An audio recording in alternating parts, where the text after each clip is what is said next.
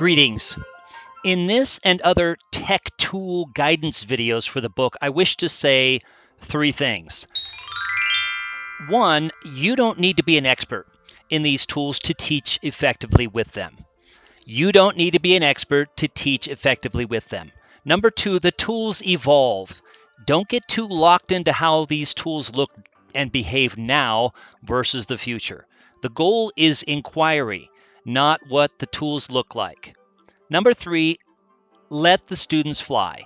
Let the students fly. They will still need you as their guide and instructor. You're the one framing the inquiry, setting the context, etc. But they will quickly be able to use these tools. I argue that these tools are far less complicated than most of the computer games the students are playing on a regular basis. So don't stress about move here and click on this layer, etc. I hope those three things are encouraging and comforting. Let's chat about ArcGIS 3D Scene basic skills. Another part of Esri's ArcGIS platform, the 3D Scene Viewer, is accessible via arcgis.com. Skip the sign-in page and go to Scene in the upper ribbon.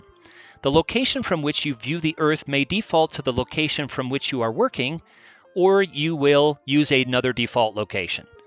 You will use, most frequently, Home, Initial View, Zoom in and out, Toggle to pan and rotate scenes, Reset for North at Top, Search to find locations by place name or latitude, longitude, etc.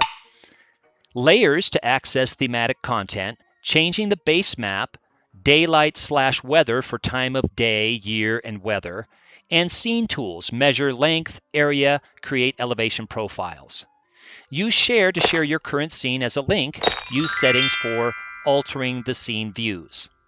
All of these tools allow visualizing of layers of maps and imagery, adding additional layers, creating swipe and other map types, searching, analysis, filtering, measuring, querying, opening data tables, drawing, and sharing the URL of something you create.